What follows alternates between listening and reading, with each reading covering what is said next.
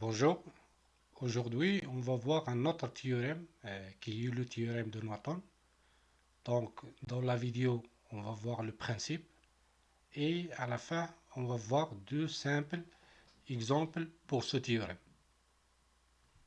Dans une vidéo précédente on a vu le théorème de Thevenin qui permet de transformer un circuit complexe linéaire comme par exemple ce circuit-là qui contient des résistances, des générateurs de tension, peut-être des générateurs de courant, des bobines, des générateurs de condensateurs, si nous avons des générateurs de tension sinusoïdale, ce circuit complexe qui alimente une charge RC, ce circuit, on peut le simplifier par le théorème de Thevenin sous cette forme-là.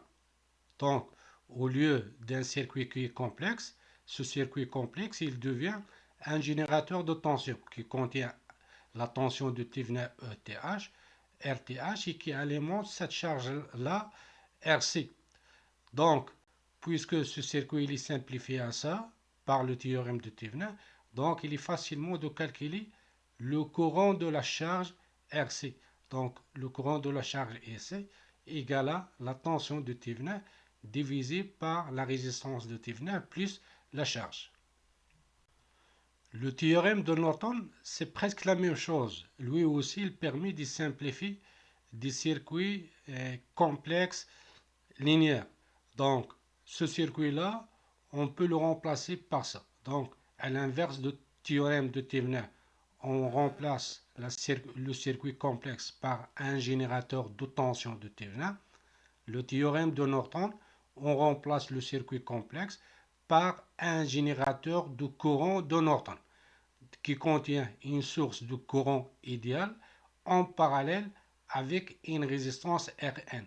Donc Rn c'est la résistance de Norton, IN c'est une source de tension de courant idéal. Et dans ce cas, on peut calculer le courant de la charge ici de cette façon, par cette relation.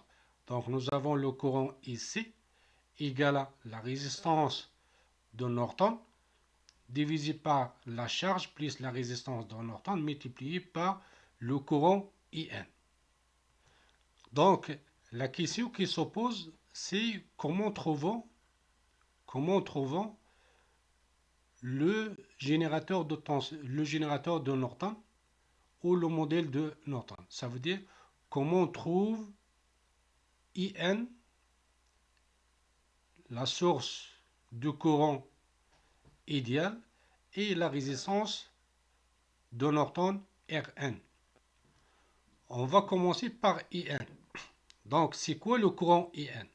Le courant IN, c'est le courant qui est calculé entre le point A et B lorsque la charge RC est court-circuitée. Donc, d'après cette définition, on va enlever la charge et on va remplacer la charge par un fil. Et on va remplacer le courant IC par le courant IN. Et après, on va calculer ce courant-là entre le point qui passe entre le point A et B. Ce courant-là, c'est le courant IN. Maintenant, comment on trouve la résistance Rn, la résistance de Norton Rn? Pour trouver cette résistance, on fait trois modifications au schéma complexe, au schéma de départ. Donc, la première modification, on va remplacer les sources de tension par des courts-circuits. Par exemple, ici, nous avons une source de tension E, celle-là. Donc, cette source de tension, elle sera remplacée par un court-circuit. Donc, on va enlever la source de tension et on va le remplacer par un fil. La deuxième modification, si nous avons des sources de courant, donc ces sources de courant, ils seront remplacées par un circuit ouvert. Par exemple, ici, nous avons une source de courant.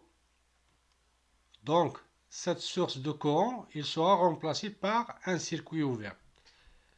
La troisième modification, on va enlever la charge.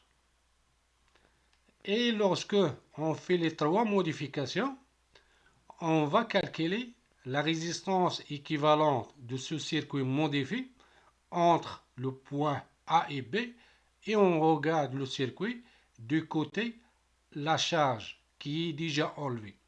Cette résistance équivalente, tout simplement, c'est la résistance de Norton. On va voir un exemple simple. Le premier exemple, donc dans cet exemple, nous avons un générateur de tension, résistance R1, R2 et la charge RC. Donc ici, nous avons les données et on cherche à chercher le générateur de Norton entre le point A et le point B. On va commencer par la résistance de Norton, Rn. Donc, comme on a dit, pour calculer la résistance Rn, si nous avons des générateurs de tension, on va les remplacer par un court-circuit. Comme ici, nous avons un générateur de tension, on va le remplacer par un fil. Et on va enlever la charge RC et on va calculer la résistance équivalente vu le point A et B. Donc ici, si on regarde ce circuit-là, dans ce côté-là, on va regarder deux résistances qui sont en parallèle. Donc la résistance entre le point A et B, c'est la résistance Rn. Donc Rn égale à deux résistances en parallèle. Donc c'est le produit de ces deux résistances par la somme de ces deux résistances. Si on fait le calcul, on va trouver que Rn égale à 500 ohms.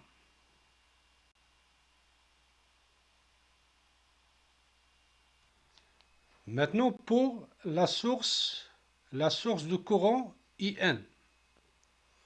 Donc, comme on a dit, pour calculer ce courant, on va juste enlever la charge. On va enlever la charge et on va remplacer la charge par un fil.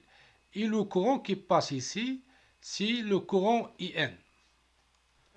Dans ce circuit, on remarque qu'on a court-circuité aussi la résistance R2. Donc la résistance R2 ici, elle est inutile. Pourquoi? Tout simplement parce que tout le courant, il va passer ici. Il ne va pas passer dans la résistance. Donc on va simplifier ce circuit et on va enlever la résistance R2. Donc ce circuit, il devient tout simplement un générateur de tension en parallèle avec la résistance R1. Donc ici, le courant IN, on peut déduire le courant IN facilement. Donc le courant IN égale à le générateur de tension E divisé par la résistance R1. On a E égale à 5 volts, 1 égale à 1 kΩ, donc IN égale à 5 milliampères. Conclusion, le circuit précédent, il devient tout simplement, comme on a dit, un générateur de tension, un générateur de Norton, avec une source de courant idéale en parallèle avec la résistance de Norton, alimente une charge RC. Et le point A et B ici, nous avons ici le point A et ici nous avons le point B. Et le courant qui passe dans la résistance RC, c'est le courant IC.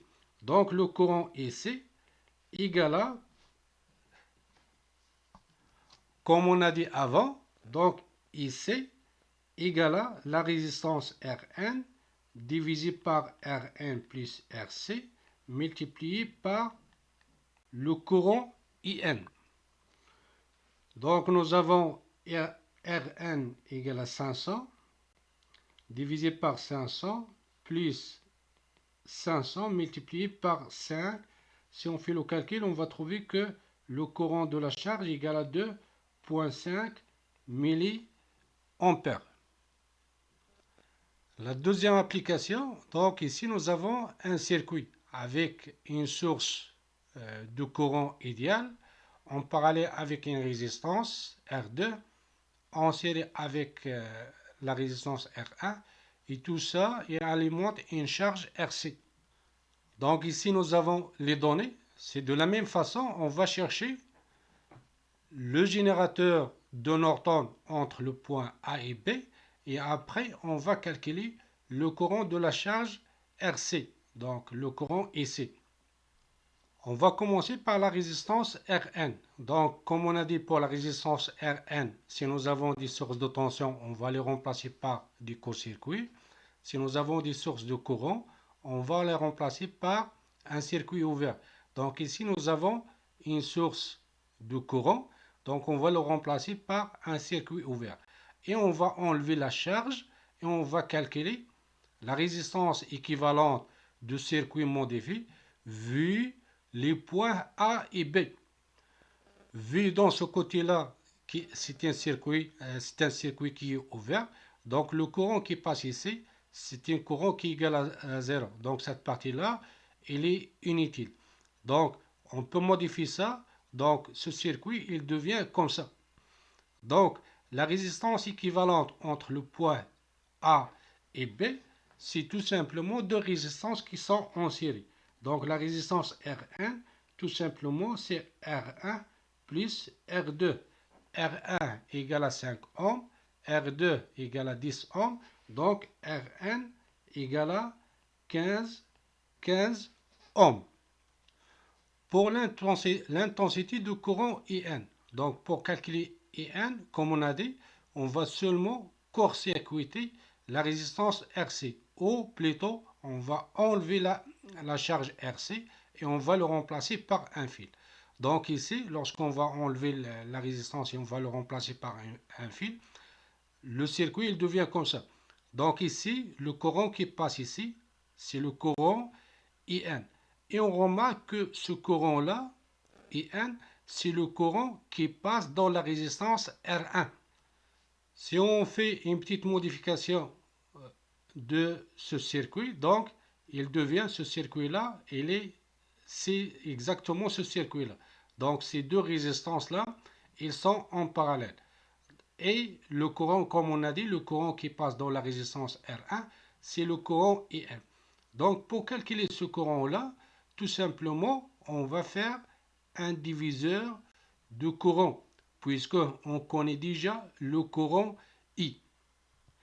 Et si on fait le diviseur de courant, donc le courant IN égale à R2 divisé par R2 plus R1 multiplié par le courant I. Nous avons R2 égale à 10, 10 plus 5 multiplié par le courant I. Le courant I, c'est 3 ampères. Si on fait le calcul, on va trouver que IN égale à 2 ampères. Donc on peut simplifier le circuit précédent tout simplement à un circuit qui contient le modèle de Norton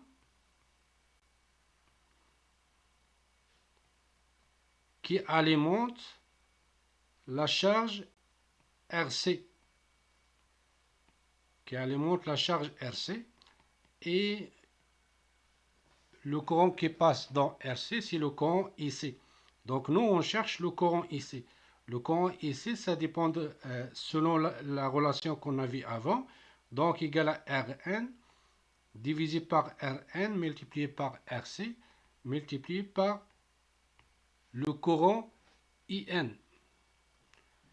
Si on fait le calcul, on va trouver que le courant IC égale à 1 ampère.